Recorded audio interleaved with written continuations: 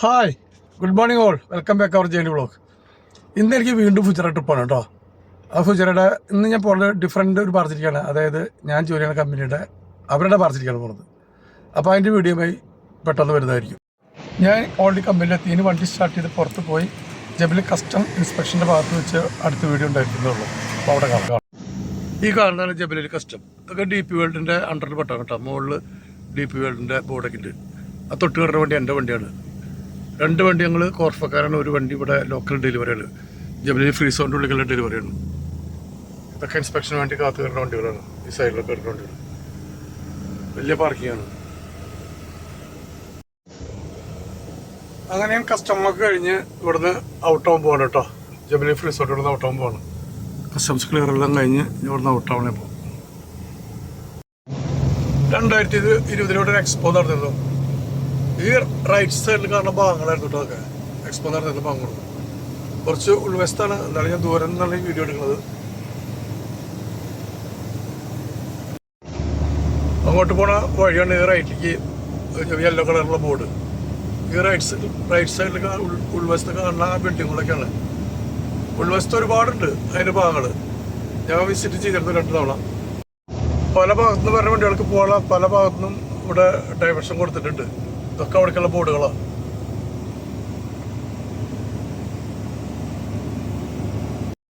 റോട്ടിൽ നല്ല പൊടിക്കാറ്റാ. ഇത് മഞ്ഞല്ലാട്ടാ. മഞ്ഞാണെന്ന് തോന്നും ചെയ്യും, പക്ഷെ മഞ്ഞല്ല, നല്ല പൊടിക്കാറ്റാ.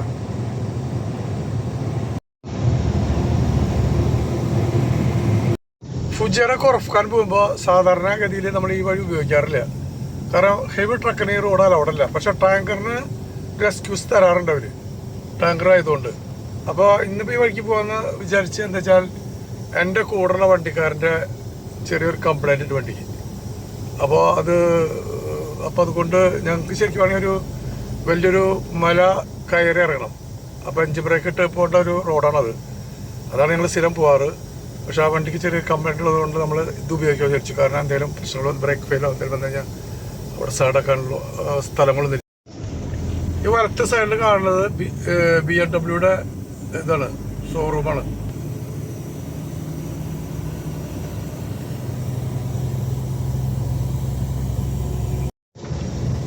ഞാൻ ഫുജറയുടെ ഉള്ളിൽ കൂടെയാണ് പോണത് കേട്ടോ. ഇവിടെ സിറ്റി എന്ന് പറയാൻ വലിയ സിറ്റി ഒന്നുമല്ല ഫുജറ. എവിടെ നോക്കിയാലും കുന്നും മലകളാണ്. അത് ഫുജറയിലും കോർഫക്കാനായാലും ഈ റൈറ്റ് സൈഡിലൊക്കെ റെസിഡന്റ് ഏരിയകളാണ്. നല്ലൊരു ഏരിയയാണ് ഫുജറ.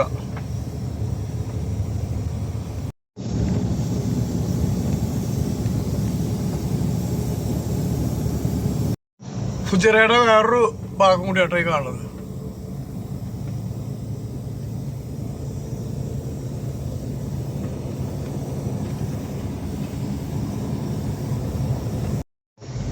ഇതാണ് പോർട്ട് ഓഫ് ഫുജറയ്ക്കുള്ള റോഡ്. റൈറ്റ് എനിക്ക് പോകേണ്ട നേരെ കോർഫക്കാൻ.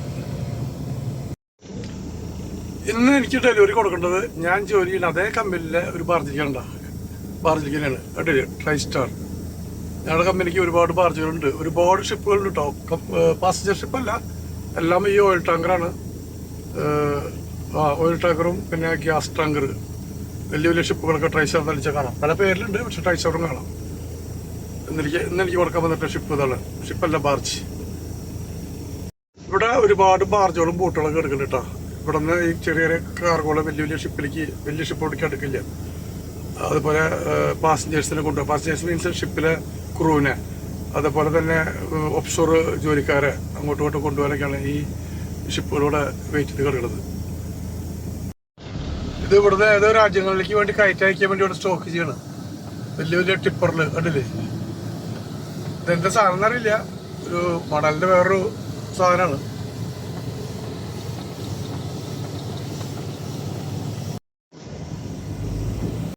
ഫുജറയില് മലയുടെ സൈഡിലാണ് ഈ വീടുകളൊക്കെ കേട്ടോ. മലയുടെ സൈഡിലുള്ള വീടുകളാണ്.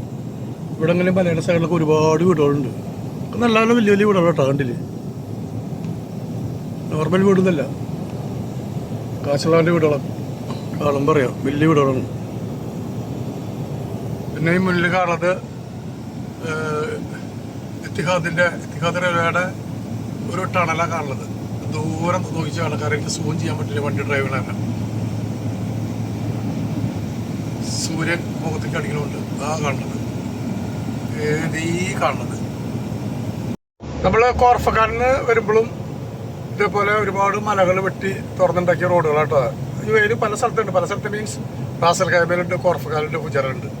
ഈ ഭാഗങ്ങളാണ് കൂടുതൽ. അബുദാബി, ദുബൈയിലും അങ്ങനെയില്ല.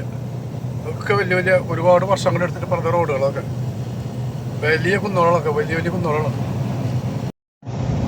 അങ്ങനെ എൻ്റെ കോർഫക്കാൻ ട്രിപ്പ് ലോഡാക്കി ഞാൻ തിരിച്ചു വരാം കേട്ടോ. ഇത് പറയാറുണ്ട് പോർട്ടിലുള്ള വീഡിയോ എടുക്കുന്ന കുറച്ച് പരിമിതിയുണ്ട്. അതുകൊണ്ടാണ് ഞാൻ അതിൻ്റെ ഉള്ളിൽ നിന്ന് അധികം എടുക്കാത്തത്. എല്ലായിടത്തും ക്യാമറയാണ്, എവിടെ നോക്കിയാലും ക്യാമറയാണ്, പണി പാടും. അപ്പോൾ അതുകൊണ്ടാണ് ഓൺ ദി വേ വരുമ്പോഴേക്ക് വീഡിയോ എടുക്കുന്നത്. പെട്ടെന്ന് ലോഡ് ഇറക്കൽ കഴിഞ്ഞു. ഒരു 1.5 മണിക്കൂർ കൊണ്ട് കഴിഞ്ഞു.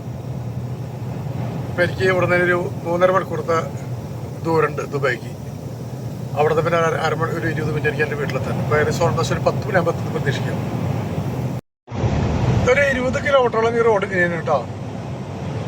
വലിയ മലകളാണ്. റൈറ്റ് സൈഡിൽ കുറച്ച് ആട്ടങ്ങൾ നിൽക്കുന്നുണ്ട്. നമ്മുടെ നാട്ടിൽ കണ്ട പോലത്തെ നാടൻ ആടുകളാണ്. വള്ളത്തെ നാരങ്ങോട് പറഞ്ഞത്.